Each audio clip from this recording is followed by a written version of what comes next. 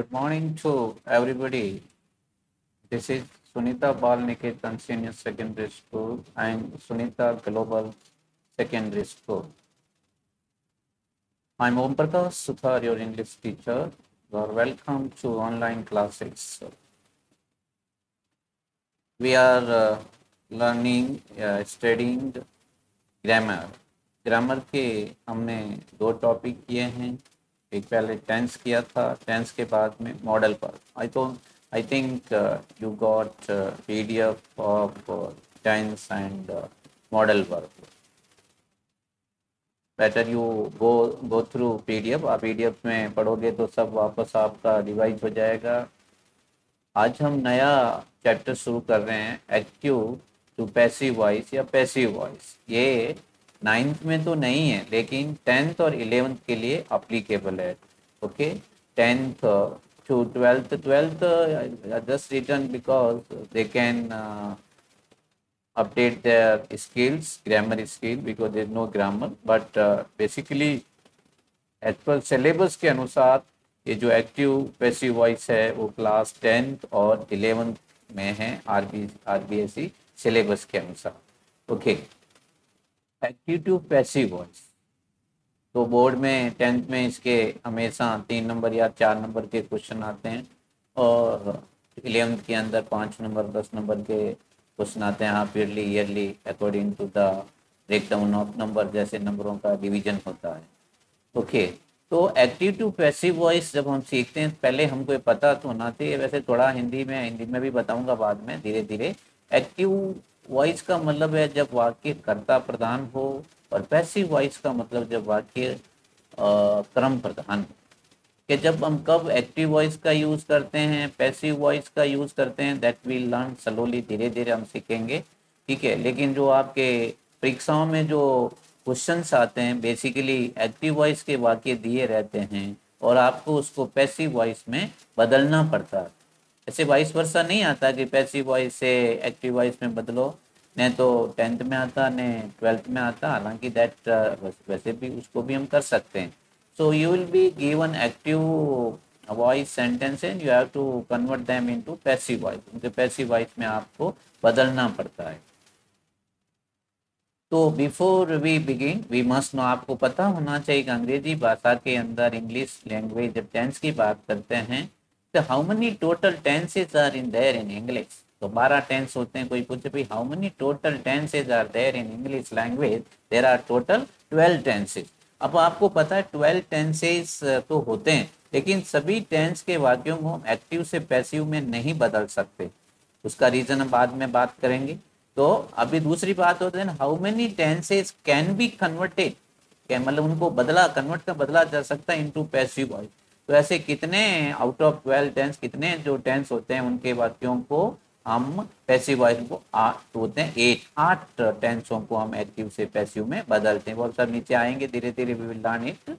तीसरी बात होता है which are the tenses can be converted into passive voice. कौन कौन से जो टेंस होते हैं उनको हम पैसिव वॉइस में बदलते हैं, वो दैट विल आल्सो लर्न। कि जिसमें बी फॉर्म नहीं आता है, वर्ब का बी फॉर्म, उनको हम पैसिव वॉइस में बदलते हैं। जिसमें बी, बीइंग या बीन शब्द आते हैं, उनको we cannot convert them into passive voice. तीसरी बात होता है विच आर द 4 टेंसेज। वो कौन, 12 में 12 होते हैं, 8 तो बदल सकते हैं, उनमें से कौन से ऐसे 4 टेंस होते हैं जो हम पैसिव वॉइस में नहीं बदलते हैं, can not be converted into passive voice. तो वो पता अभी जब हम पढ़ेंगे वो पता लग जाएगा कौन से 4 टेंस हैं उनको हम एक्टिव से पैसिव में नहीं बदलते।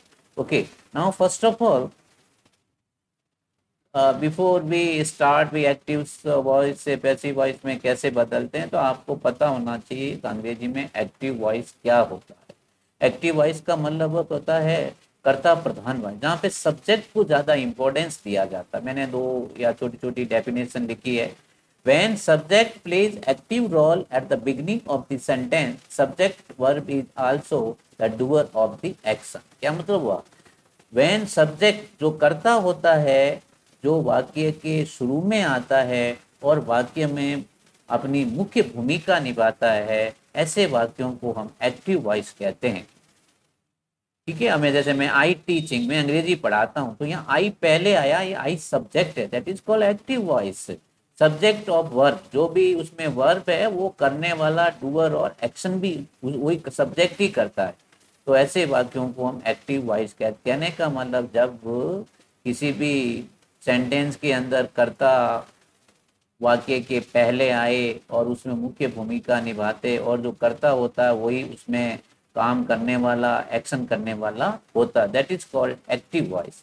अब एक छोटी और definition, when the subject of the verb, जो सब्जेक्ट होता है उसका जो वर्ब होता है also the doer of action, अभी जो करता होता है वही उस काम को करने वाला होता है। The verb is said to be in active voice, उस वर्ब को क्या कहते हैं, एक्टिव वॉइस कहते हैं। सच है, जैसे यहाँ मैंने 2-3 एग्जाम्पल किए हैं। अभी आपको ये समझना है कि भाई ये वाक्य कर्ता प्रधान है, एक्टिव वॉइस है। Ram plays cricket, Ram cricket खेलता है। अब यहाँ पे कोई बदलने की नहीं बात कर, अभी हम खाली एक डेफिनेशन समझ रहे हैं कि what is active voice. Ram plays cricket present simple tense का वाक्य कि राम क्रिकेट खेलता है। सोवन रीड्स ए स्टोरी, सोवन एक कहानी पढ़ता है। आई स्पीक इंग्लिश, में अंग्रेजी बोलता हूँ। My wife is cooking rice, मेरी पत्नी चावल बना रही है या पका रही है। तो आप देख रहे हो कि ये जो सब्जेक्ट पहले है, ये सब्जेक्ट मुख्य भूमिका निभा रहा है इस वाक्य में, और ये जो जितने भी वर्ब है इसको करने वाला कौन है, सब्जेक्ट है। यही वाक्य कहलाते हैं एक्टिव वॉइस। तो आपको ये पता होना एक्टिव वॉइस क्या होता है। परीक्षाओं में एक्टिव वॉइस के तो सेंटेंस आपको दिए रहेंगे और उसको आपको पैसिव वॉइस में बदलते हैं, वो अभी हम धीरे धीरे सीखेंगे पैसिव वॉइस में कैसे बदलते हैं। Now passive voice, what is passive voice, जब वाक्य क्या, वो तो कर्ता प्रधान, अभी वाक्य कर्म प्रधान हो, जब ऑब्जेक्ट का ज्यादा इंपॉर्टेंस होता है। कई बार कोई रिपोर्ट लिखते हैं, जब हम काम को ज्यादा इंपॉर्टेंस देते हैं, क्या काम किया गया, उस टाइम पैसिव वॉइस का यूज होता है। ब्रिटिश पीपल और ये अमेरिकन अंग्रेजी थोड़ा सेम अंग्रेजी होता है 90%, जैसे अमेरिकन ज़्यादा प्रेफरेंस नहीं देते हैं पैसिव वॉइस को, whereas British people give preference to passive voice. हम तो ब्रिटिश को ही फॉलो करते हैं, तो हम लोग पैसिव वॉइस इसलिए सीखते हैं कि हम ब्रिटिश इंग्लिश को फॉलो करते हैं। ओके, अब इसमें क्या होगा, उधर हमने बोला भाई वाक्य में सब्जेक्ट पहले होता है। अब क्या, उसी जो ऑब्जेक्ट होता है वो वाक्य के पहले आ जाता है और उसमें मुख्य भूमिका निभाता है। ऐसे वाक्यों को हम पैसिव वॉइस कहते हैं। When the object place, object का मतलब कर, प्लेस का मतलब होता है निभाना। एक्टिव रोल, एक्टिव का मतलब होता है सक्रिय होकर के मुख्य भूमिका निभाता है। बिगनिंग ऑफ द सेंटेंस, वाक्य के शुरू में subject of the verb is not the doer, और जो सब्जेक्ट होता है हालांकि वही करता तो वही होता है, मतलब काम करने वाला, लेकिन वो वर्ब का करने वाला उसके अनुसार नहीं होता है। Subject of the verb is not the doer of action. ठीक है, इसका मतलब जब कर्म प्रधान वाक्य कब होगा, जब ऑब्जेक्ट वाक्य के पहले आता है सेंटेंस में और मुख्य भूमिका निभाता है। जैसे मैं आई, जैसे पहले मैंने आई टीच इंग्लिश, मैं अंग्रेजी पढ़ाता हूँ, ये तो एक्टिव वॉइस हुआ। अब इसी को हम पैसिव वॉइस में बदलते हैं, तो English is taught by me, English is taught by me, अंग्रेजी मेरे द्वारा पढ़ाई जाती। अब हम यहाँ इंपॉर्टेंस किसको दिया, मुझे नहीं दिया जा रहा है, मैं अंग्रेजी, लेकिन क्या अंग्रेजी मेरे द्वारा पढ़ाई जाती है, बट जो एम्फासाइज जोर दिया जा रहा है किसके ऊपर दिया जा, इंग्लिश के ऊपर दिया जा। ओके, तो जैसे वाक्यों को हम पैसिव वॉइस कहते हैं। एक और डेफिनेशन देखो, when the subject of the verb is not the doer, जो सब्जेक्ट ऑब्जेक्ट पहले आ जाता है और वो सब्जेक्ट पीछे चला जाता है, तो वो एक्शन करने वाला नहीं होता, action and is fact the receiver of the action, और वहाँ ठीक है रिसीवर मतलब प्राप्त करने, काम करने, वो प्राप्त करने वाला जरूर होता है। The verb is said to be passive voice, सच है। अब जैसे इत्यादि हमने अभी पहले कुछ वाक्य लिखे थे, उन्हीं को यहाँ पे पैसिव वॉइस में बदला है। ओके, ये जो वाक्य हैं जो पैसिव वॉइस में हमने लिखे, ये पूरे पैसिव वॉइस के अंदर है, पैसिव वॉइस। ठीक है, पैसिव वॉइस इसका मतलब जितने भी है आप देखोगे, क्रिकेट पहले आ गया, स्टोरी पहले आ गया, इंग्लिश पहले आ गया, राइस पहले आ गया, ए बुक पहले आ गया, letter, all these are object. तो यहाँ पे ऑब्जेक्ट पहले आ गया और हम ऑब्जेक्ट को ज्यादा इंपॉर्टेंस दे रहे हैं सेंटेंस के बिगनिंग में, और ऐसे वाक्यों को पैसिव वॉइस कहते हैं। अब कैसे ये बदले वो तो हम नियम सीखेंगे तब पता लग जाएगा। Cricket is played by Ram, cricket is played by Ram, cricket है राम के द्वारा खेला जाता। लेकिन इंपॉर्टेंस किसको देना, क्रिकेट को देना। A story is read by Ram, read read, read third form read ही होता है, क्योंकि आप पता होना चाहिए जब पैसिव वॉइस बनाते हैं, पैसिव वॉइस में हमेशा कोई न कोई सहायक क्रिया आती है, हेल्पिंग वर्ब आती है और वर्ब की थर्ड फॉर्म आती है, ये ध्यान रखना। English is spoken by Ram, अंग्रेजी राम के द्वारा बोली जाती। अब हम बाद में राम को पीछे सब्जेक्ट पीछे चलाया गया, अंग्रेजी राम के द्वारा बोली जाती, तो भी हम एम्फासाइज जोर किस पे दे रहे हैं, English is spoken by Ram, rice is being cooked bye my wife, चावल मेरे पत्नी द्वारा पकाए जा रहे हैं। अब पका रही है, वाइफ पका रही है, लेकिन अब हम इंपॉर्टेंस दे रहे हैं राइस को, राइस इज बीइंग कुक्ड, चावल पकाए जा रहे हैं मेरी पत्नी के द्वारा। A book is written by Ram, a letter is written by Ram. तो ऐसे जब हम ऑब्जेक्ट को पहले ला करके उसको इम्पोर्टेंस देते हैं तो वो पैसिव वॉइस कहलाता है। अब एक नोट ये है कि भाई ज़्यादातर जो ये पैसिव वॉइस बनता है वो ट्रांजिटिव वर्ब का, सक्रिय क्रिया जो आप हिंदी में बोलते हो ट्रांजिटिव वर्ब, ठीक है, ट्रांजिटिव वर्ब का ही पैसिव वॉइस ज़्यादा बनता है। और इंट्रांजिटिव वर्ब में ऑब्जेक्ट नहीं होता है तो हार्डली, बहुत मुश्किल से बनता है। Normally transitive verbs can have two voice, active and passive voice. The passive voices is formed only of transitive verbs. intransitive verbs have no passive voice because they have no object, ठीक है। जैसे intransitive verb, जैसे ये बहुत से जो object ले, जो भी वर्ब होती है मुख्य क्रिया ऑब्जेक्ट लेती है वो तो ट्रांजिटिव, जैसे आई रीड ए बुक, ये रीड है तो ट्रांजिटिव वर्ब। जैसे आई स्लीप, मैं सोता हूँ, ये स्लीप है तो इंट्रांजिटिव वर्ब। आई लाफ, मैं हंसता हूँ, तो ये इंट्रांजिटिव वर्ब, क्यों, इसके आगे ऑब्जेक्ट की आवश्यकता नहीं होती है, तो ऐसे वाक्यों को पैसिव वॉइस में नहीं बदला जाता है। Okay, all the sentences of active voice can't be turn into passive. कहने का मतलब जितने हम अंग्रेजी में सेंटेंस होते हैं ट्रांजिटिव इंट्रांजिटिव वर्ब, तो इंट्रांजिटिव वर्ब वाले बहुत से ऐसे सेंटेंस होते हैं उनको पैसिव वॉइस में नहीं बदला जा सकता। कांट बी टर्न, टर्न का मतलब होता है बदला। तो ऐसे बहुत से कुछ सेंटेंस देते हैं, इसको पैसिव वॉइस में बदलो। कोई बहुत से ऐसे क्वेश्चन करते हैं इसका क्या पैसिव वॉइस था, तो ऐसे बहुत से कुछ सेंटेंस हो सकते हैं, तो उसको पैसिव वॉइस में नहीं बदला जा सकता। ओके, जैसे 8 में से 4 टेंस भी होते हैं जिनको पैसिव वॉइस में नहीं बदलते हैं। Okay, we can convert 8 tenses into passive voice, out of 12 में से 8 के वाक्यों को हम पैसिव वॉइस में बदल सकते हैं। Okay, when to use passive, हम ये भी एक ज़्यादा ऐसे आपके काम का नहीं है, लेकिन ये है कि वे पैसिव वॉइस कब यूज करते हैं, कब पैसिव वॉइस को इम्पोर्टेंस देते हैं, जब हम कभी भी किसके ऊपर जोर देते हैं, ऑब्जेक्ट के ऊपर जोर देते हैं, जिस काम को किया गया उस काम के ऊपर जोर देते हैं, that time we use passive. When we want to emphasise, what is emphasise, जोर देना ऑन द थिंग्स डन और things acted upon instead of the doer और एजेंट। एजेंट का मतलब काम करने वाला को जो भी होता है उसके ऊपर जोर नहीं, काम के ऊपर ज़्यादा जोर देते हैं। कई बार रिपोर्टें वगैरह बनाई जाती है तो वो पैसिव वॉइस के अंदर बनाई जाती है।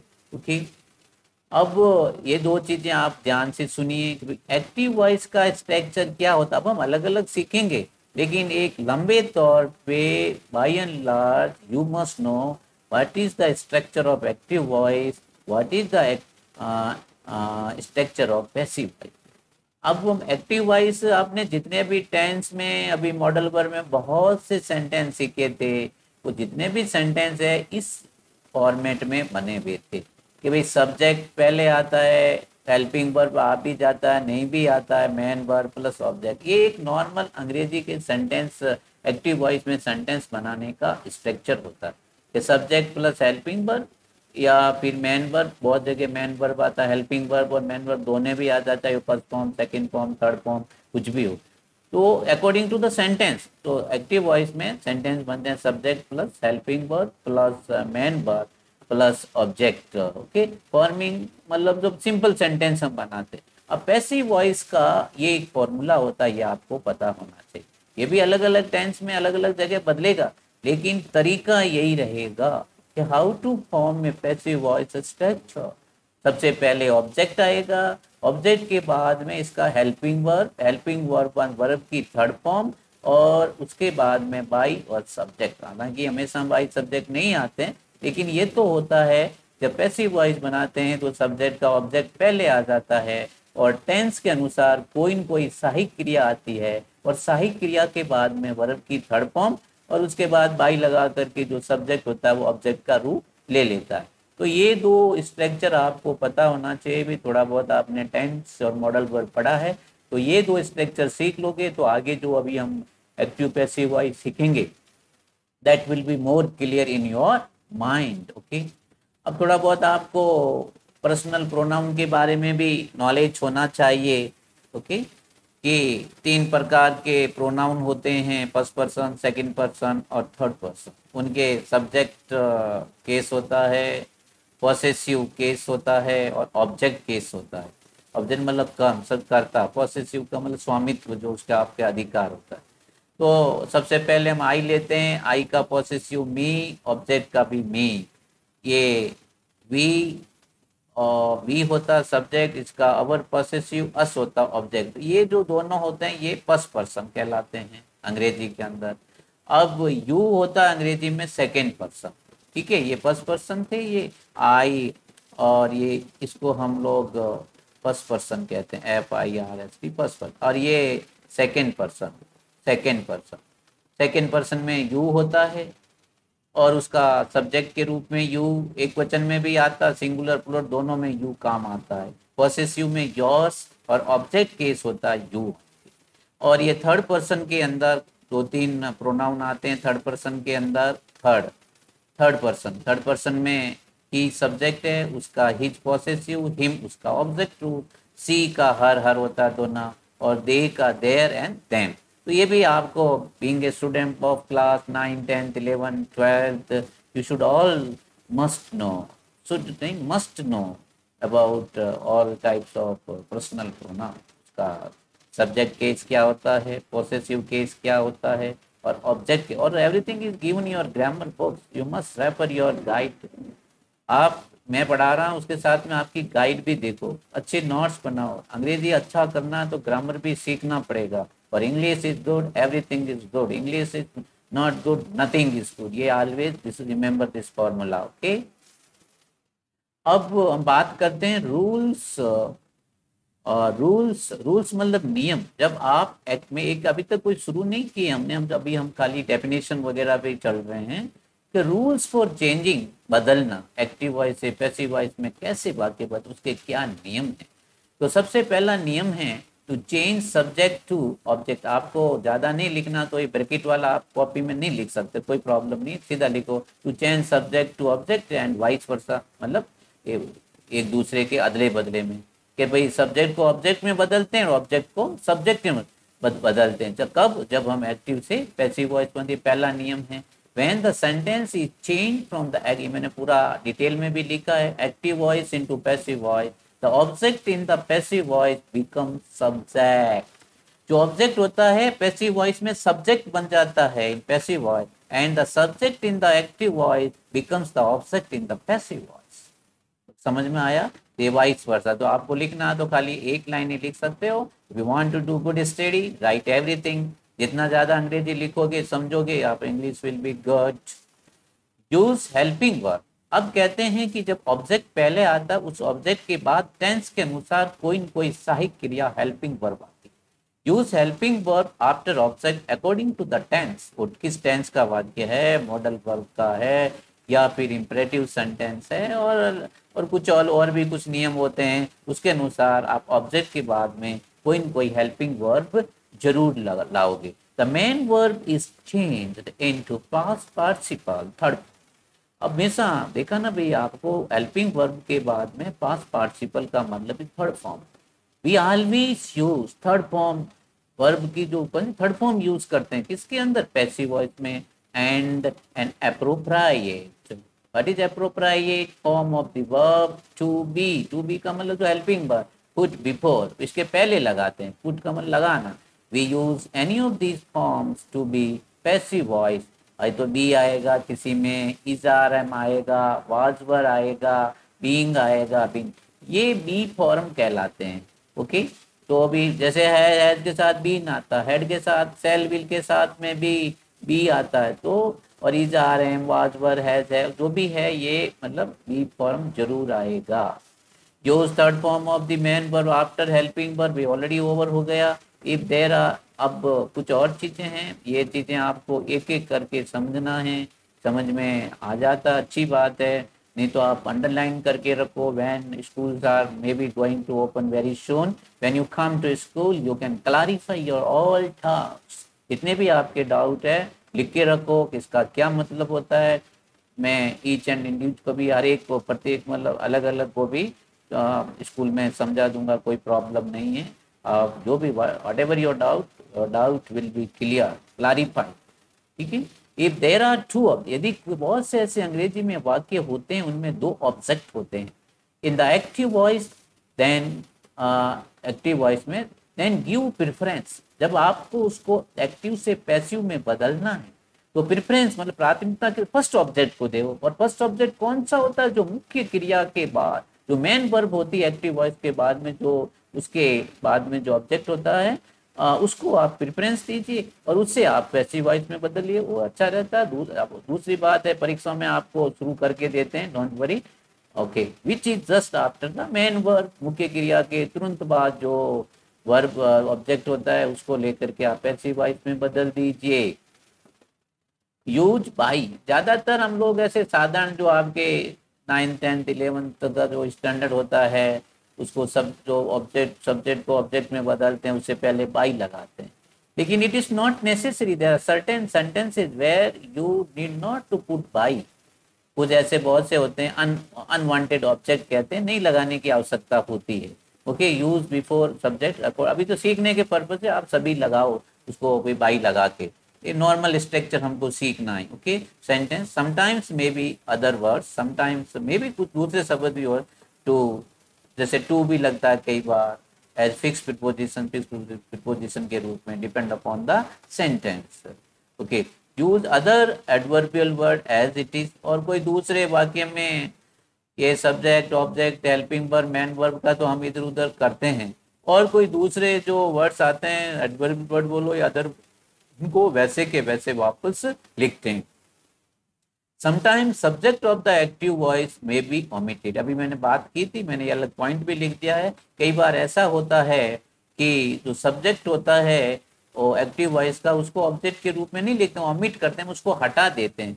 वी विल डू, मैंने अलग से इसका काफी एग्जाम्पल दिए हैं, ठीक है, उसको हम सीखेंगे। अब यहाँ पे लिखा है uses of various B form according to the tense. तो प्रेजेंट सिंपल में हम हेल्पिंग वर्ब क्या यूज करते हैं? इज आर एम, तो उसका क्या हो, ऑब्जेक्ट पहले आ जाएगा, इज आर एम, वर्ब की थर्ड फॉर्म प्लस। अभी अब हम एक एक करेंगे इनके एग्जाम्पल, बट जस्ट आपको ये जानकारी होना चाहिए कि प्रेजेंट सिंपल टेंस के वाक्यों को एक्टिव से पैसिव में इस प्रकार बदलते हैं। पास्ट सिंपल के अंदर वाज वर आते हैं, तो इसका फॉर्मूला बनेगा object plus was were plus verb की third form plus by plus subject. Future simple पहले मैंने तीनों सिंपल लिख दिए हैं, तो उसमें बी आता है, मतलब विल और सेल के बाद में क्या आएगा? बी आएगा, वर्ब की थर्ड। आप देख रहे हो कि सभी पैसिव वॉइस के अंदर वर्ब की थर्ड फॉर्म आती है। ऑल कंटिन्यूस टू टेंस है, कंटिन्यूस का मतलब दो ही भाई, दो टेंस का ही, फ्यूचर कंटिन्यूस का एक्टिव से पैसिव नहीं बनता, तो कौन कौन किस किस का? प्रेजेंट कंटिन्यूस और पास्ट कंटिन्यूस, दो ऐसे टेंस है जिनको हम एक्टिव से पैसिव में बदलते हैं। उसमें बी का कौन सा रूप आता है? बीइंग। तो सब क्या होगा उसका? Subject plus is are am plus being plus verb की थर्ड फॉर्म प्लस ये। और पास्ट सिंपल में subject plus was were plus being plus verb की third form. Okay, all perfect tense, मतलब परफेक्ट तीनों टेंस होते हैं, प्रेजेंट परफेक्ट, पास्ट परफेक्ट और फ्यूचर परफेक्ट के जितने भी वाक्य हैं उनमें बीन शब्द आता है। तो उनके फॉर्मूले मैंने तीनों लिखे हैं। प्रेजेंट परफेक्ट में क्या बने? Subject plus has have plus been plus verb की third form plus by plus subject. Past perfect में subject plus had plus been plus verb की third form plus by plus subject. Future perfect में क्या हो जाएगा? Subject plus will और shall, कोई दोनों यूज नहीं करते हैं, एक ही करेंगे। ओके, हैव बीन आता है भाई इसके साथ में, हैव बीन प्लस वर्ब की थर्ड फॉर्म प्लस बाई। तो यहाँ पे आपको ये उसके एक्टिव वॉइस में भी जितने भी परफेक्ट टेंस रहते हैं ना, प्रेजेंट परफॉर्म के एक्टिव वॉइस में भी वर्ब की थर्ड फॉर्म होता है, तो आपको इजीली वहाँ वर्ब की थर्ड फॉर्म वापस मिल जाती। अब बात होती है भाई मॉडल वर्ब के वाक्यों को एक्टिव से पैसिव में कैसे बदल, तो इसमें बी का फॉर्म क्या आता है, बी आता है, उसमें ऑब्जेक्ट प्लस मॉडल, जो भी ऑब्जेक्ट पहले आ जाएगा, मॉडल जो भी can could may might shall should would could जो भी होगा उसके बाद में बी, फिर वर्ब की third form plus by plus subject. Okay, so ये हमने यहाँ तक जो भी पढ़ा है अभी तक शुरू नहीं हुआ, ये ओनली डेफिनेशन क्या क्या है इनकी, क्या नियम हैं, कैसे एक्टिव से पैसिव में बदलते हैं, कौन से टेंस का क्या फॉर्मूला होता है, ये आज हमने सीखा। Okay, and we will end today here only. ये आपको रिवाइज करना जरूरी है ताकि हम कल से एक एक टेंस को एक्टिव से पैसिव में कैसे बदलेंगे, उसके नियम क्या है, उसके एग्जाम्पल करेंगे। सो बेटर जो भी मैंने ये 3 पेज पढ़ाए हैं आपको, please revise it, understand thoroughly. If any doubt, you can ask me. Or if you don't, you are unable to contact me, just make a note when you come to school, clarify your doubt. Okay, we will end here. Tomorrow will be continue with simple present tense. इसको active से passive में कैसे बदलते हैं। Thank you. Have a nice day.